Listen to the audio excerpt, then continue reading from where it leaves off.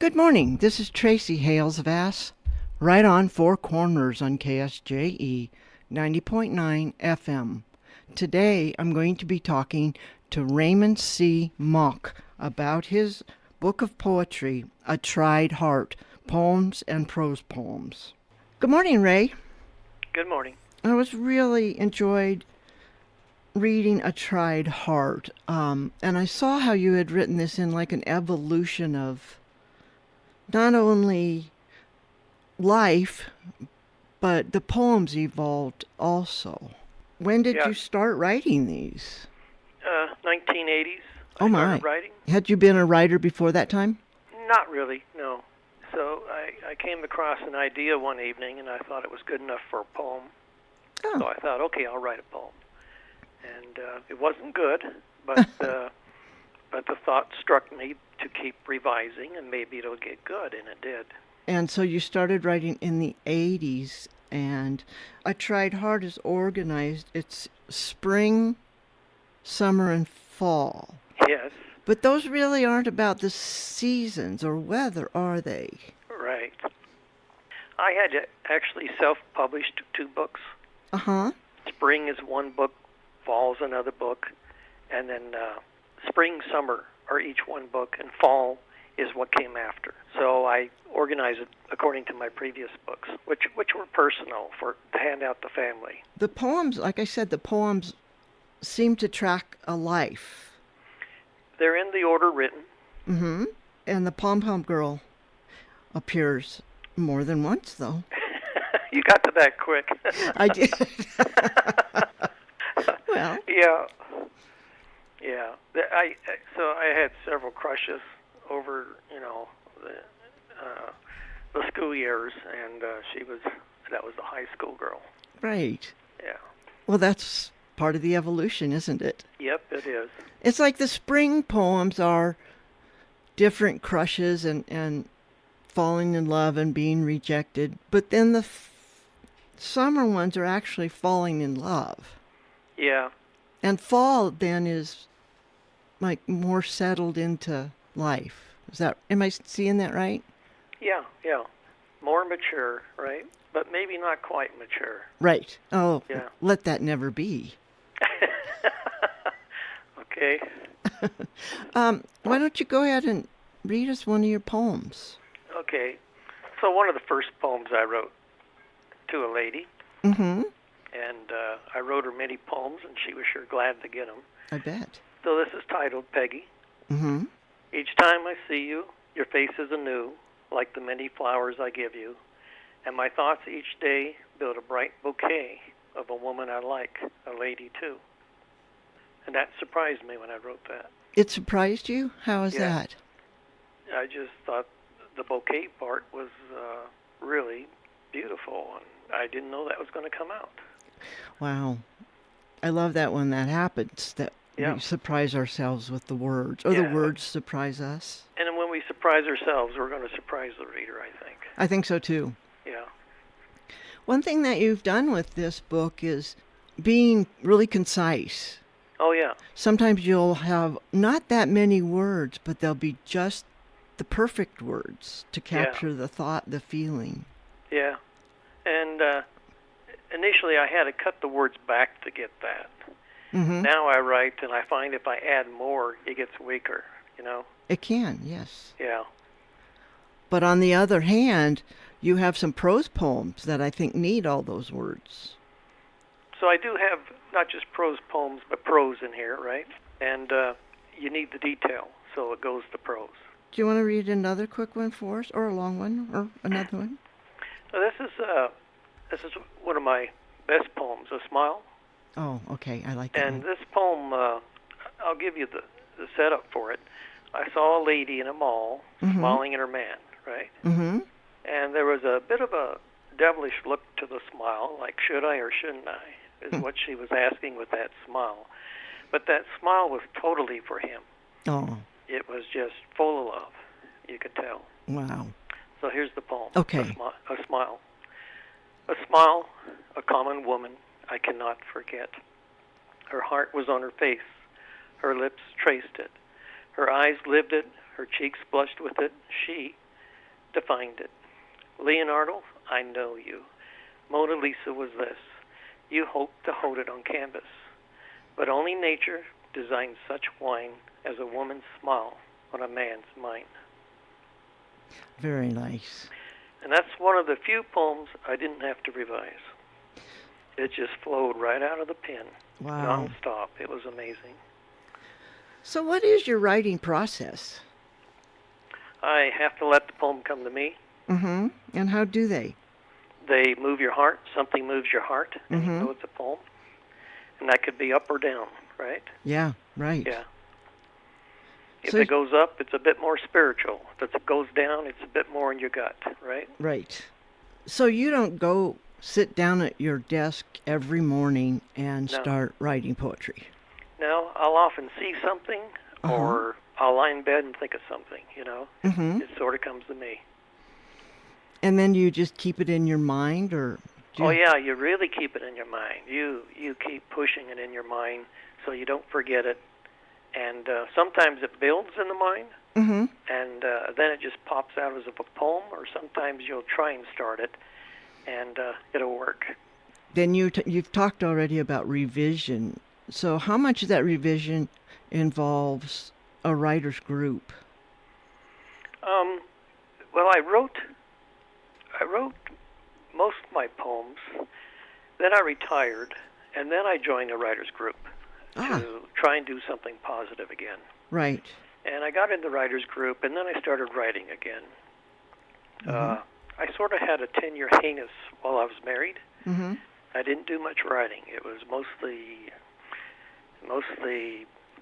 with being with her, Right. attending her. And so when I retired and I divorced, I got into the writers group, and boy, it was fun. I got excited. And they are good writers in there. Mm-hmm. They're studious. Mm-hmm. They love to write, and their comments are usually right on. So it's very, very helpful. So I wrote, but I didn't revise much until I got into the writers group. Ah, Then I revised everything. yes. Yeah. So did you go back and revise some of the original poems? Yeah, I did. Yeah, you want to be different, Right. but you want to be universal. You want to communicate, right? Yes. Being different helps the surprise, Right. but being universal helps relate. So Oh, that's good. Mm-hmm. it's a playoff, you know? And often we don't know if something works or not without that writer's group. Yeah. They'll see things you didn't see. Mm-hmm. You know, I mean, the other day I read 4 poems, and we spent half an hour discussing 4 short poems, and it was surprising. I can believe that. Yeah. Yes. People who understand words and know how to twist them and Oh, yeah. find You them. get in a writer's group, and they're committed. Yes. They love to write, and they're committed to writing. And like I say, their comments are good. Mm-hmm. You don't have to take all the comments, but Right. the majority are pretty good. Yep. Well, the results are great. I'm really impressed, and like I said, enjoyed it quite a lot. You have another one there to read us? Yeah. Great. Let's see here. So, on the front of the book is a heart, right? Mm-hmm. And I told the publisher, Stuart Warren, I says, I think we should have a heart. I says, but hearts are overdone. And he came up with this rock heart on the front. And I didn't ask him where he got that idea. Oh, But it's beautiful. it is. It's beautiful. So I'm going to read a poem that mentions that rock heart. Okay. And this is I See a Little Girl. Okay. I see a little girl, hair in curls, wishing upon stars, wondering what they are. Still in curls but grown, your heart falls like stone. For no heart has man, you wonder if he can. But my love is more than mortal man. My love is whole, my love is soul. Destiny should put me at the side of you, or make me a star so your dreams come true. Nice. So possibly that's where he got the idea. Yeah. And it's not just a rock heart. There's scratches on it too, I noticed. Yeah, there's layers in solidified layers in the heart. Yes. Yeah, that's neat. Just the picture shows so much. Yeah. Great. And then he shadowed it to help give it a three-dimensional. Right. Very well done. It's simple yet profound, which is the way a lot of your poetry is. Oh, nice observation. Mm-hmm. So what do you mean by a tried heart? I needed a title. Yeah. I actually had the book double the size because I put in I forget what you call it, but it was a story about me, life story. Mm-hmm. And it was a sort of a study to figure out where I was in life after I retired. Uh-huh. And it doubled the size of the book. And he said, Stewart says, Ray, it doesn't belong in there. So we took it out. And with that went my title. Oh.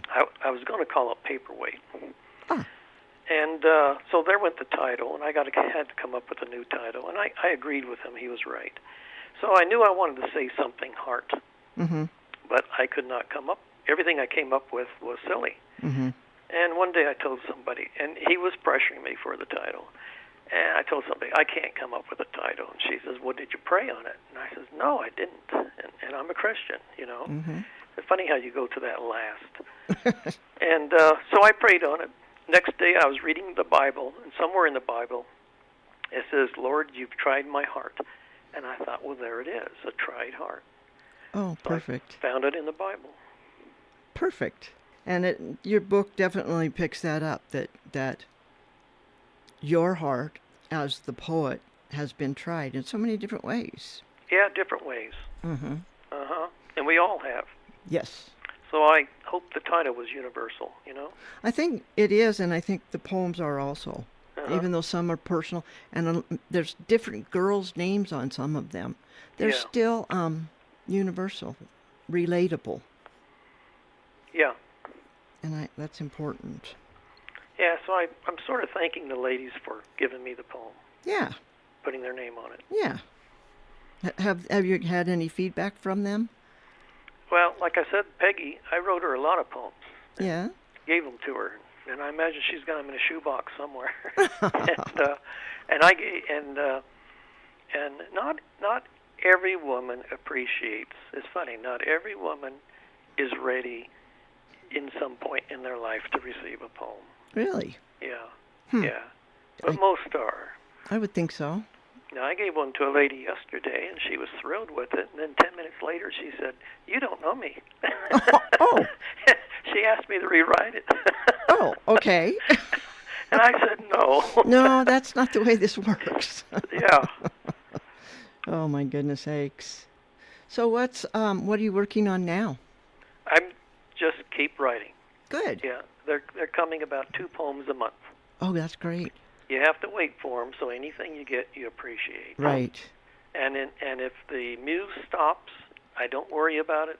I just wait on it because I know it's going to be good. Right.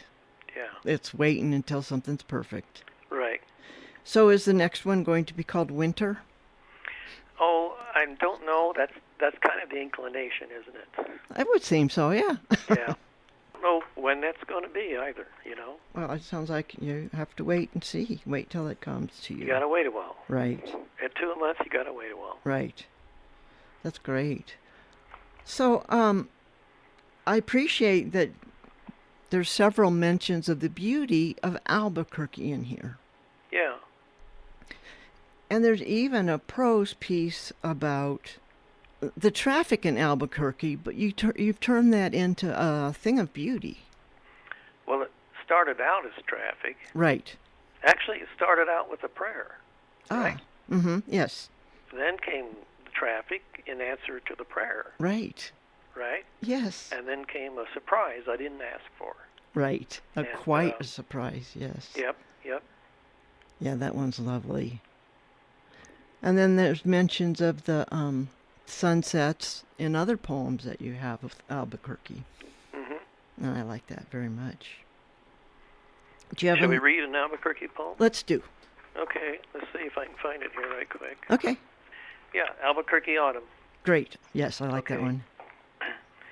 Blue sky, awash in light, black highways gleam like shores. Overpasses fly, go wings. train tracks, whitecaps. Buildings squat like sunbathers. People meander like crabs. Tall glass buildings like tall ships sail color. Trees splash. Yards drift. The tide turns, a cool swell. East, watermelon high. West, crimson veil. Eve, night's bosom. Heaven's children. Luminous valley. Sleeping beauty. The moon slips the bed. The stars cast dreams. That's lovely. Yeah. The comparison of Albuquerque to the ocean. Or an East Coast city, right? There you go, yeah. Yeah. And we do have great sunsets in New Mexico, I have to say that. Yep. Absolutely. One of the first things I ever wrote back in high school was we were supposed to write a paragraph on a proper paragraph on something, with the introductory sentence, the structure, and an ending of some kind. Right. I remember I wrote about the Albuquerque sunsets. Oh. Yeah. So I do remember writing that. In a proper paragraph, huh? Yep. Oh. She handed them out. She read a couple, and then she says there was another. I forget who it was, and then it hit her who it was, and she asked me to bring my paper up.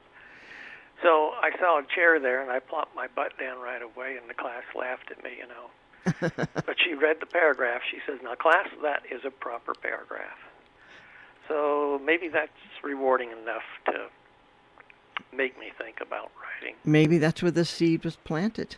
Maybe, yeah. Mm-hmm. Great. Well, I'm glad it was. So what while you're waiting for poems, what do you do? You said you're retired, so. Well, I've been taking care of my dad. I'm retired. Mm-hmm. Taking care of my dad in the yard, in the house. I attend the writing classes, a poetry class, another writing class once a month, and church 3 nights a week. That keeps you busy. Yeah, and I have a couple of lady friends. Peggy's one. Oh, she's the current one. Good. Lifelong friends that I go out with once in a while. It's fun. Yeah. Mm-hmm. It's a whole different. It's a whole different thing dating at this age. Yeah. Once you get into the dating thing, it's sort of make or break. It's hard to keep a relationship, friendship. Right. Whereas if you start out with a friendship, it's a friendship. It can last, Right. So I really cherish the friendships. Absolutely. I think that's what's most important. Yeah. And that's what thinking like that makes you a poet, I think.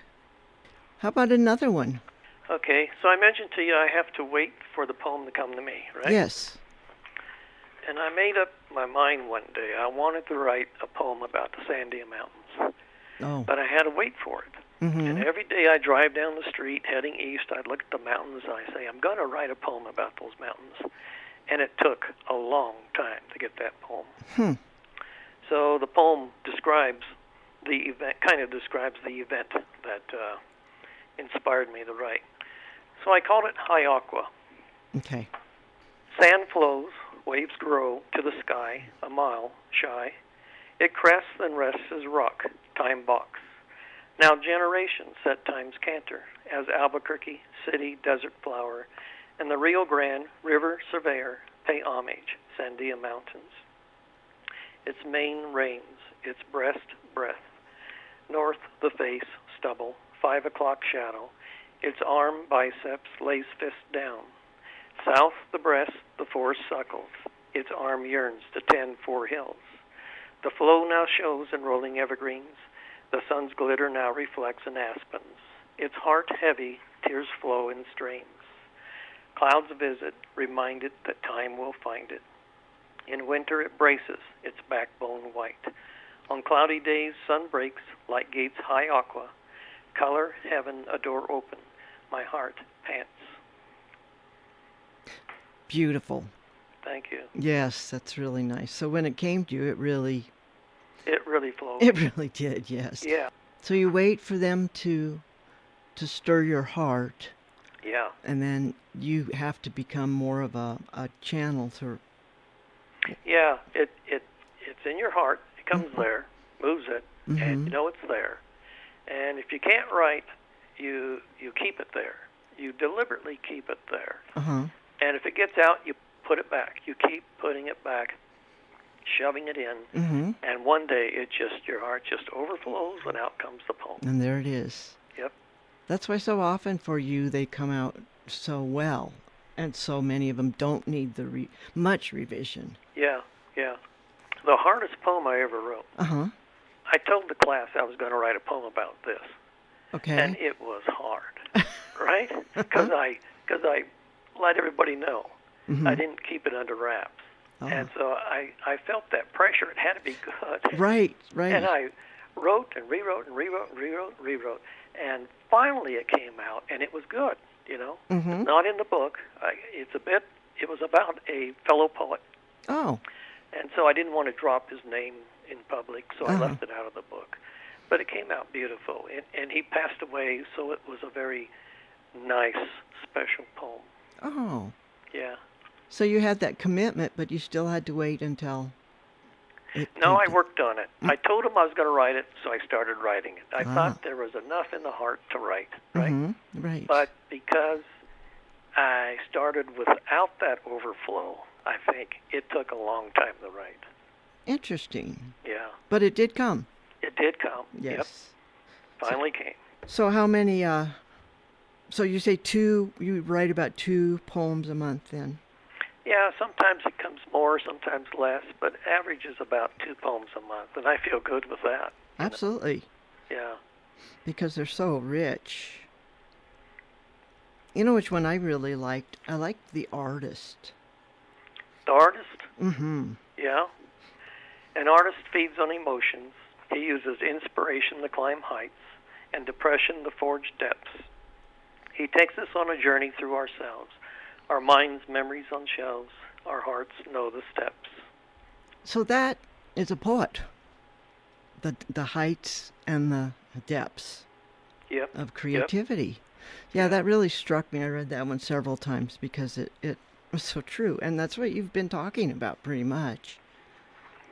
Did you read the book once? Or several times. Yeah, it's a short book if you read it, right? It is. It only takes an hour to read. But people tell me they reread it. Yes. And one lady tells me she reads it in the evening to relax because on a hard day, it relaxes her. It's the kind of book that you can, when you first get it, you read it all the way through, but then you can go just open it up to different places. And I still do that. That's great. Do you think the next book will be as long as this one then, if it's... Probably not. Yeah. If people like this book and it gets out there. Mm-hmm. And for me, the object is not selling books; it's sharing. Right. I want to share this, and so when I tell people about the book, I think, they probably think I just want to sell a book. It doesn't sound like that. And it's hard to get it out without people thinking that. And I even lowered the price to try and put my wallet where my mouth is. Uh-huh. Yeah. Because you're sharing your heart. Yeah. So where can listeners find the book, A Try to Hurt? It's on Amazon.com. Okay. You can go to Barnes & Nobles and order it, and they'll ship it to your address. Okay. And I put books at Page One, Bookworks, and Crystal Dove on Central here in Albuquerque. But they're not selling well. I've sold 1 book in each store, and another book is left probably in each store. So you may or may not find them in the bookstores. Okay. You won't find them in Barnes & Nobles because publishers sell to bookstores, and then if it doesn't sell, they sell them back, right? Right. And Barnes & Nobles doesn't.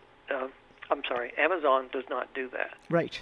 They don't buy the book back, so it's hard to get them in bookstores. Mm-hmm. Yeah. So I hope word of mouth gets around. Yes. Yeah. Do you have another short one you want to read? Let's see what I have. Let me read you 2 poems. Okay. Let's see if they're marked here. Well, I had a poem here. Mm-hmm. One poem comments on the other. Oh, okay, great. So let me flip about 3 pages here, and I'll find. There it is. So I wrote this poem called Voyager. Mm-hmm. And did you know what that was about? I wasn't sure. Okay. So Voyager is a spacecraft, right? I was wondering if that's what it was. Yeah. I Okay. didn't put a footnote on it. That's okay. But I thought people might get it. I wasn't sure, but I Okay. had that thought, so. So, Voyager. Mm-hmm. By a cold craft adrift in intrigue, man's farthest dreams are brought to his feet. He dreamed of worlds and set out to see. Now he gazes God's laboratory. So I saw the first photos come back from Jupiter, right? Yes. When they sent the Voyager out, and I was so impressed with it that I wrote this poem. Oh, okay. That'll date that poem. Mm-hmm. And then I took the poem and I put it on a photo of one of the planets, the blue planet. I forget which one it is. Uh-huh. And so I made a mistake on that when I put the poem on it. So I wrote a poem about the mistake. Okay. Okay. It's called QUE. That's not a word. It's just the letters QUE. Uh-huh. So the poem goes, I wrote a poem with the word intrigue, placed it on a photo for friends to keep, but inadvertently placed a Q for G. I hope it stays in Albuquerque. I remember reading that one. Yeah. Yes. Yeah, so I thought I'd head off my mistake with the poem. I like it. Yes. Yeah, it was cute. People like it. I'm sure. Yeah. Very good. Well, we're at the end of our time. Okay. So this is A Tried Heart, Poems and Prose Poems. Thank you for having me on. Thank you. And that was Raymond C. Mock, reading his poems and talking about his book, A Tried Heart, Poems and Prose Poems. This is Tracy Hales-Vass at Right on Four Corners on KSJE 90.9 FM.